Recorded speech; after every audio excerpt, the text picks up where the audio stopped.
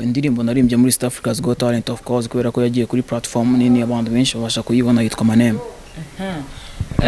Banzu turapireho then ndaza nkubaza ibibazo kuri Taykun ndakaze ni wege ndamaze habatanzi mu mbaze nkuyikuzo bikaze muri game ndi heavy kandi burya samahe ndi nka park mu kazi gwabaritse mu mitima mfite kazi mahome game ni ho mu rugo ikibuga cy'abayifonkere zigize intare wapindura ibara hinduka ibiganiro wo gusenya rwap ntega amatwi ntogotwe nifunze umukandara nana hatamagara menye ikipo hatana ndakaze mwihangana kubanyagwe n'inota reba ko nkinakata homi zanjye mu nyumva hip hop ndi jya muvana ubwo wenda twagiye bazagoma batwumva HP rwap yanjye kunga tumva track turi kamagaze kumiturirwa customer mu rwa peace kubafana imitima yanyu yose yondeye kana ndimo neza byanyabyo ntakutana urashana ntabwo bukumva man fit imyuka wapisinda uhuka peace beat maker sinde kura ntera kukapaga batirangiye umugeshi ku rugamba ndabakunda mwese niga zanjye z'amahood niragije GOD trap mu Kongo yo ariko rwose ntago nabishobora ese ibintu bya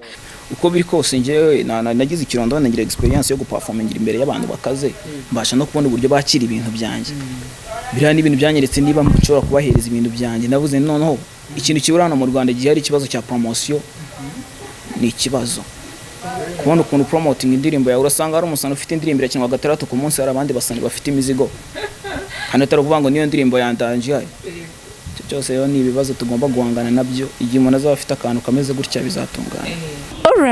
Alright, reka dutangire tubaha ikaze mwebwe mwese aho murebera Shine DTV. Ndababona aho ngaho muri Turkiya, ndababona aho ngaho muri Romania, ndababona aho ngaho muri Kenya, ndababona aho ngaho muri USA. Abantu mwese muturebera, mbese aho muturebera hose mu Burundi turabasuje tubaha ikaze, tubona buryo ki mudukunda, tubona buryo ki mbese urukundo rwanyu turarubona. Yes, reka rero tubabwire ngo nibanze mukore subscribe nimba utarakora subscribe kuri Shine DTV guys.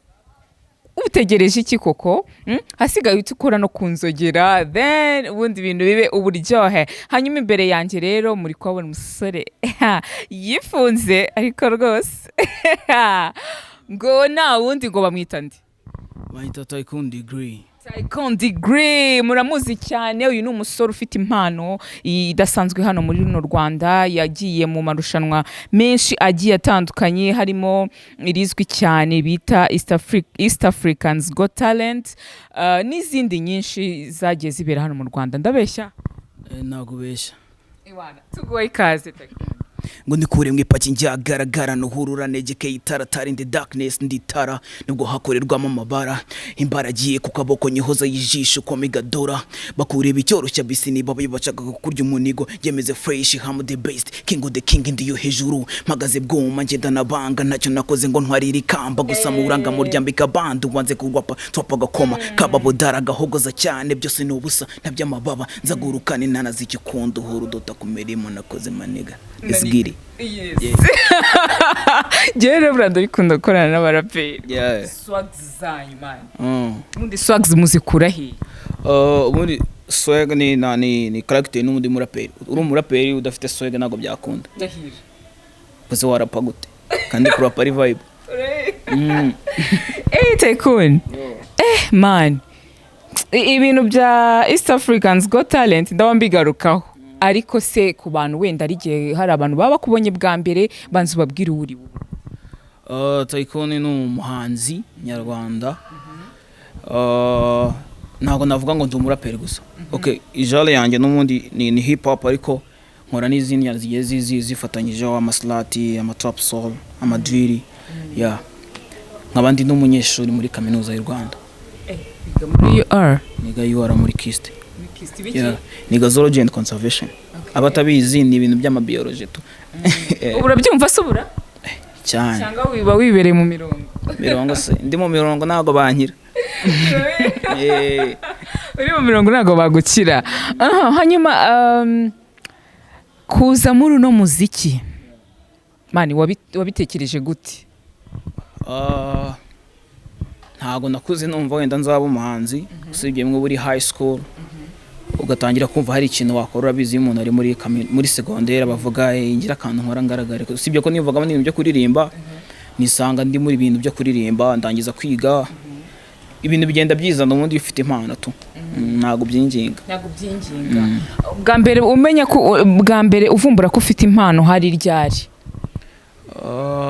ubwo nakubwira igihe natangiye wenda kwandika ibintu byanjye nka 2010 na kangahe buriya na gatandatu nabwo wagiye studio nagiye studio urumva bimwe bya school muri ku ishuri abandi baja mu school mukakarenga mukajya mu studio mukarecordinga mukazana akazi ko ku ishuri hako byabaga ari ibintu birabo bitari professional tu ubundi urebye natangiye music mvuga ngiye gukora music buri professional urasa ni 2018 buriya ho 2019 ahubwo hagarikiye hanyuma rero nawe duhuriye ahantu twari twibereye turi muri shooting ya video ya Cassandra wowe se wari wayijemo cyangwa nawe waje gutyo Cassandra nawe ni umushiti wanjye urapera umeze neza abantu bitegeye ngoma yagiye gusohora twari twaje hano kuri shooting ndi kumwe n'aba director biwe Samina Sinta twari turi kuvugana ubundi urebye kuko nanjye mfite project ngiye gushutinga muri weekend. Niye ndirimbo yawe abantu bazi cyane kurusha izindi? Indirimbo narimbye muri East Africa's Got Talent of course kubera ko yagiye kuri platform nini abantu benshi babasha kuyibona yitwa Manem. Banzu turapireho then ndaza nkubaza ibibazo kuri Taykun ndakaze ni wege ndamaze habatanzi mu mbaze nkuyikuzo bikaze muri game ndi heavy kandi burya samahe ndi nka park mu kazi gwabaritse mu mitima mfite kazi mahome game ni ho mu rugo kibuga cy'abayifonye zigize intare wapindura ibara hinduka ibiganiro wo gusenya rwap ntega amatwi ntogotwe nifunze umukandara nana hatamagara menye ikipo hatana ndakaze mwihangana kubanyagwe ninota reba uko nkinakata homi zanjye mu nyumva hip hop ndi jya van ubwo wenda twagiye bazagoma batwumva HP rwap yanjye kunga tumva track turi kamagaze kumiturirwa customer mu rwa peace kubafana imitima yanyu yose yonde yekana ndimo neza byanyabyo ntakutana urashana ntabwo bukumva man fit imyuka wapisinda uhuka peace beat maker sinde kura ntera kukapaga batirangiye umugeshi ku rugamba ndabakunda mwese niga zanjye z'amahood niragije GOD trap n'umukongo yo ariko rwose no ntago nabishobora ese ibintu bya none se mani wageze muri East Africa's Got Talent guti ntabyitaga ari nk'umugisha w'Imana tu nabonye ko ari ibintu by'ama competition byandikisha kuko ntago twifasha ngo tujye Kenya gusa habanje kuba competition mu Rwanda birumvikana ubwo bitigeze bijya ku ma platform ko baba bakeneye ko bazabicuruza ari ibintu biri big ariko twabanje gukompeta mu Rwanda tu umuntu abasha kwanyurana mucyo mu Rwanda mwabanje gukompeta muri bangahe n'abantu benshi kugira ngo bumve rega bagomba kumva buryo cyo narenzemo man kumva niba ninjye muraperi wagiye nyine mu Rwanda ubwo barabyumva abandi bazwe se bari barimo hari abagiye bohereza ama video hari abagiye kuri nuza ku hari Kimisagara aho byari biri kubera hari nabohereje ama video nkohereje ama video ntago wamenye wari ariko nisanze amanjye muraperi urimo njye kandi ntago numva karenge muntu ari ukeneye zero opportunities zongeye nyine tu urangije bari utorana gezeyo ndanabikora koko man izo ndabyumva burya step ya mbere niyo uhita wumva ari ibintu bya danje ukimara gutoranywa hano mu Rwanda bise wumva bimeze bite wumvishe nyine ntago nari mbyizeye cyane kubera ko maze igende bazira za American Got Talent za Asian Got Talent yari ibintu nkajya mbona n'ibintu bya danje nyine nkabwe zira platform nayikandagiraho buriya namaze no kugerayo mbonye ko noneho biri kubangirwa n'ubwo ndavuga ni sawa ubwa hano ndanyurana mucyo Imana bondira bikoze mbona vibe zirariye mu Rwanda mageze tumuhungu bese uravuga ati kweri harya wagarukiye muri bangahe nyine we ikiciro cyarangiriye bibutsa abantu wenda batana ni ikiciro cya gatatu kubera ko ikiciro babonye hariya muri Kenya cyararangiye ubwo nari nabonye passes nakomeje turi busubireyo haza kubaho ibibazo ntazi bahitamo ko bazafata abantu bari babonye passe niba bari abantu wenda 400 bakompetaga bafite passe ari 100 baravuga ati muri babana 100 babonye passe ikindi kiciro ko nyongere kugaruka tugiye gufatamo 18 bakomeza ahita bafatamo 18 sinakomeza moto tugaruka mu Rwanda ariko nta kibazo wari wanahageze nawe uri umwe mu bantu bagiye muri rushanwa ariko rwose narasetse hanyuma ubona hip hop ihagaze ite mu Rwanda mvuze ko ihagaze nabi naba mbeshye hip hop ihagaze neza byatari ariko ubundi urebye nta n'igihe yigeze ihagarara nabi. Igihe yigeze guhagarara nabi ni impamvu zimwe na zimwe zari zigiye zitandukanye, ariko ntabwo ari ukuvuga ngo abasani ntibakoraga. Uyu munsi hari new generation iri kuzikora, kandi imizigo iri kugenda abahungu bakayumva, ntabwo bigisaba kujyana indirimbo kuri televiziyo cyangwa kuri radio. Uyu munsi ushyira kuri YouTube ukabona indirimbo iragiye abahungu bakayumva. Kubera ko kera hari igihe wajya gusanga indirimbo, kuko abantu bavuga ngo hip hop ntikinwa ku maradiyo, sinzi kuko zirakinwa. Hari igihe nzi cyakoze cyo zakinwaga nyuma ziriho ntizongera gukinwa, ntabwo tuzi impamvu. Ariko ibyo wenda wabibaza bari aba grand frère bacu. Ariko ubu ngubu uyu munsi umupetera sora benga ukayumva ahantu hose tu. Hanyuma ikintu kivugwa mu baharaperi cyo ibiyobyabwenge, ndabivuga gutya kuko niho kenshi bikunze kugaragara, sibyo? Si ngombwa ko tunatanga n'ingero, urazizi, sibyo? Ibyo bintu ubibona gute se nawe? Ibyo biyobyabwenge urabikoresha? Ibiyobyabwenge burya nje ntabwo njya mbifata nk'ikibazo cy'abahanzi. Sibyo kubanga abaraperi ko n'abahanzi basanzwe babikoresha. Nako numva ko ibiyobyabwenge ubundi ni ibintu ni ikibazo cyugarije urubyiruko muri rusange. Ntabwo navuga ko ari iby'abahanzi. Yes, ariko noneho twebwe turi muri sinzi ko nabivuga, turi mu bahanzi, nibyo turi kuvugaho. Wenda navuga ikintu navuga wenda nk'umuntu uri kureba ino interview, niba wumva ko kugira ngo umuhanzi ari gufata ibiyobyabwenge ntabwo uri umuhanzi. Numva ko nyine ahubwo sinzi n'ubundi umuntu nk'ibiyobyabwenge kubera ko ari umuhanzi, ntabwo amwe kubera ko ari umuhanzi. N'ubundi uri wonye bamufunze kubera ko akoresha ibiyobyabwenge, kubera ko afunze, kubera ko wenda ngo ari umuhanzi, n'ubundi atari umuhanzi yaba abikoresha. Ntabwo ubuhanzi aribwo butuma agira. Nese ibiyobyabwenge nibyo bitanga inganzo se? Niko bamwe babivuga.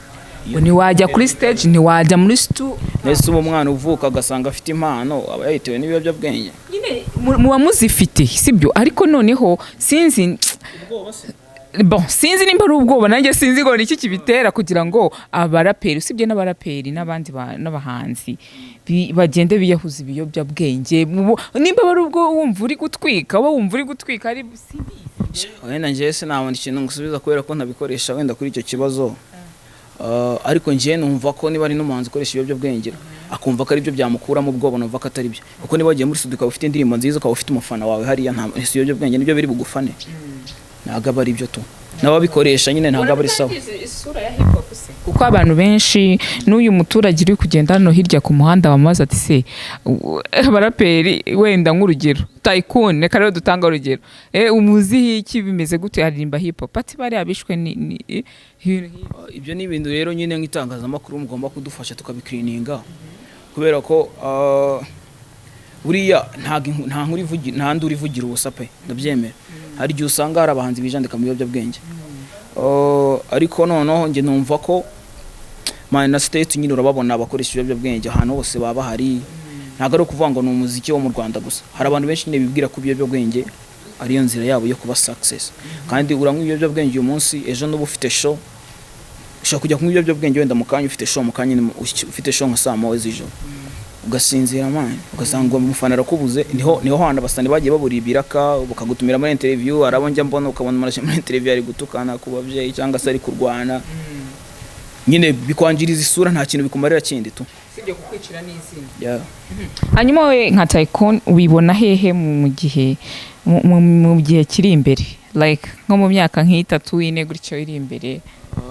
Byose ni rurimo bigena, ntabwo nakubwira ngo wenda nkujye mu myaka iyi nzaba ndi hano, ariko Imana igeze abakinishije umwuka, ntabwo nduwa hafi pe. Mama y'Imana ugize uti ntabwo nduwa hano hafi. Uruwa hese?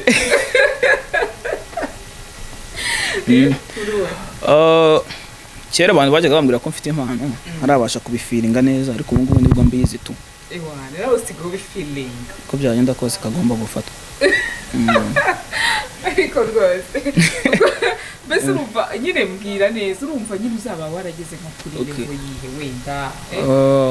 Uko biri kose njyewe nagize ikirondo, nagira experience yo guperformingira imbere y'abantu bakaze, mbasha no kubona uburyo bakira ibintu byanjye.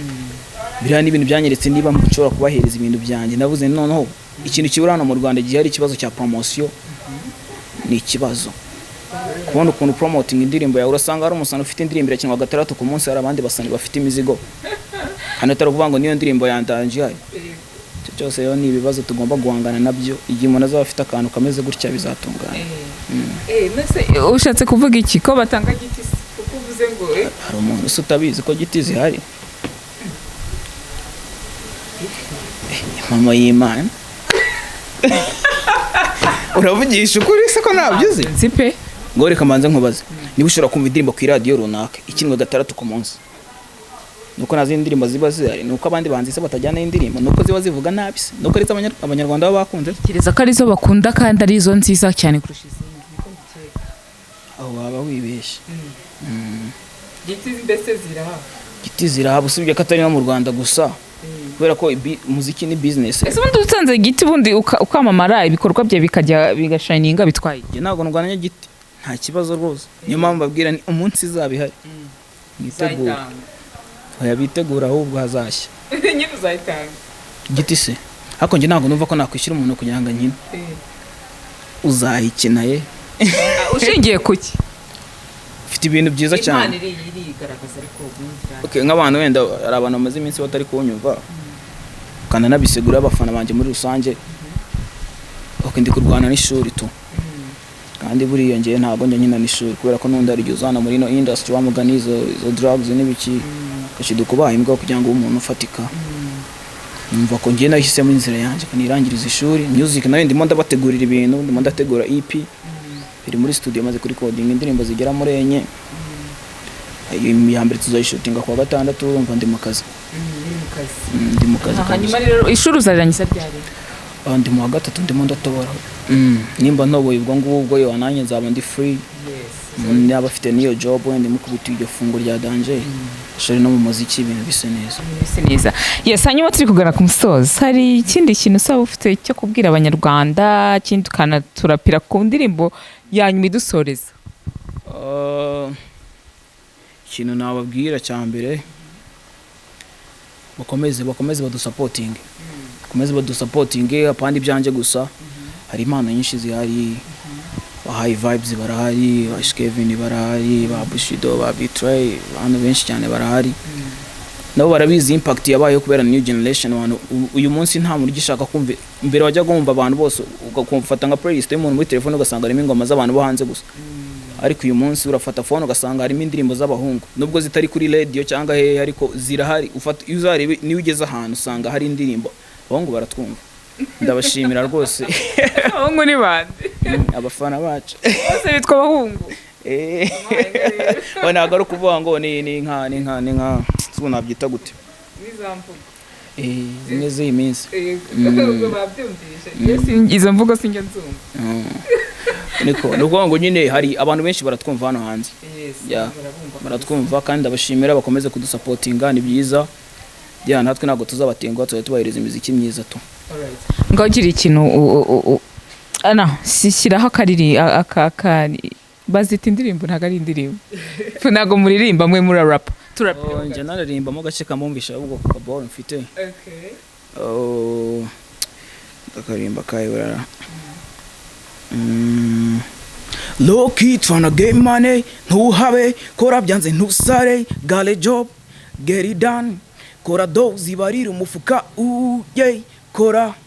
kora rata inzozi zawe uzigire hashtag kora rata nubundi nawe umeze nkawe reka tugushimire Taykun Dana nawe ndagushimiye cyane kazi keza kabisa ibihe byiza kandi kuhaje nawe merci nawe kazi keza ko ngubwo ukomeze supporting abahungu ni fresh kabisa niko kazi nkora alright hanyuma reka tubashimire uyu nguyu turi kumwe nawe ni Taykun Degree mwamumenye bamwe baramuzi ariko n'abatamuzi ino ntangiro yo kumumenya mukomeze musupporting ibihangano bye mukomeze musupporting impano zigenda zivuka buri munsi hanyuma rero tubibutsa gukomeza gukora subscribe ibiganiro byo ni byinshi murabizi Shine TV ni ibintu ibaha ibintu byiza cyane reka rero mugire ibihe byiza ikindi mukomeze kwirinda coronavirus kugira ngo bizasoze twese turi bazima alright it was your Princess Diana bye